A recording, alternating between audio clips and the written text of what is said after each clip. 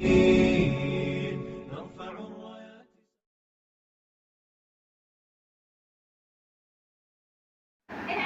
আলাইকুম রহমতুল্লাহি ওয়া বারাকাতুহু। সম্মানিত বন্ধুগণ, আশা করি আল্লাহ পাকের দয়া এবং রহমতে ভালো আছেন। আলহামদুলিল্লাহ, আমিও ভালো আছি।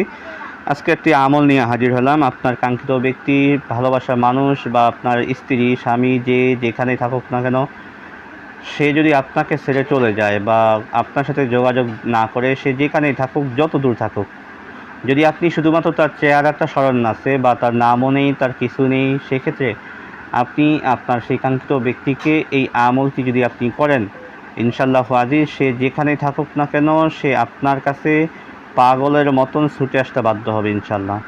এটা 100% গ্যারান্টি। এই আমলটি বহুবার পরীক্ষিত, আলহামদুলিল্লাহ, বহুবার পরীক্ষিত। এটা সবার ক্ষেত্রে আপনি আমলটি করতে পারেন। তা আমি সংক্ষিপ্তভাবে বলি, এই আমলটি আপনাকে করতে হবে।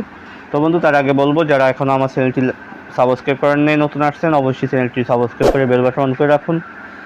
যারা ভিডিওটা লাইক দেন না, একটা লাইক দিয়ে রাখেন এবং বন্ধুদের মাঝখানে শেয়ার করে পৌঁছে দিবেন।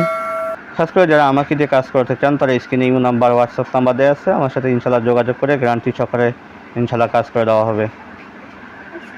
তো এই কাজটি করার জন্য আপনার কোনো জিনিসের প্রয়োজন হবে না, শুধুমাত্র আপনাকে 501 টাকা আল্লাহ রাস্তায় সদকা করে দিবেন কাজের শুরুতে। যার কাছ থেকে কাজের আজারটা নেবেন, অনুমতিটা নেবেন, তাকে দিয়ে তার কাছ থেকে কাজের অনুমতিটা নিয়ে আপনি আমলটা করবেন। এই আমলটার ক্ষেত্রে আপনাকে ইশারার ভুল বলছি, আমাকে ফজরের নামাজের সময়, ফজরের আজান দেওয়ার সাথে সাথে আপনি ঘুম থেকে উঠে যাবেন, বা তার আগে আপনি উঠে ভালোভাবে উজু সেরে পাক পবিত্র অবস্থায় আপনি আজান দেওয়ার সাথে সাথে ফজরের সুন্নত নামাজ আদায় করবেন। খুব মনোযোগ সহকারে আমরা শুনবো। ফজরের সুন্নত নামাজ আমরা আদায় করব। সুন্নত নামাজ আদায় করে যেইভাবে আমরা তাশাহুদে সালাম ফিরাবো, ফিরানোর পরে ওই জায়গা থেকে আর একটা চুল পরিমাণ না নড়ে, ওই জায়গাতে বসেই হাতে কর গণে সর্বপ্রথম 101 বার দুরূদ শরীফ পাঠ করব। যে কোনো দুরূদ শরীফ পড়লেও হবে। সাল্লাল্লাহু আলাইহি ওয়াসাল্লাম, সাল্লাল্লাহু আলাইহি ওয়াসাল্লাম, সাল্লাল্লাহু আলাইহি ওয়াসাল্লাম, এটা একটা দুরূদ শরীফ। তো আপনি এইভাবে দুরূদ শরীফ পাঠ করেন 101 বার।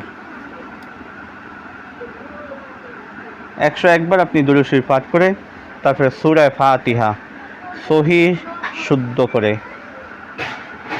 স্পষ্টভাবে, সহিহ শুদ্ধভাবে, যাতে যেন একটা মদ মাখরাজ টান যেন ভুল না হয়, এইভাবে সহিহ শুদ্ধভাবে সূরা ফাতিহা আলহামদু সূরা হাতে কর গণে 41 বার আপনি পাঠ করেন।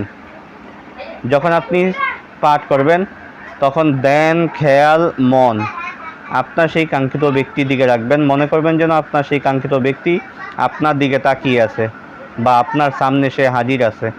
এইভাবে তার চেহারাটাকে স্মরণ করে 41 বার সূরা ফাতিহা পাঠ করেন। সর্বশেষ 101 বার আবার দুরূদ শরীফ পাঠ করেন।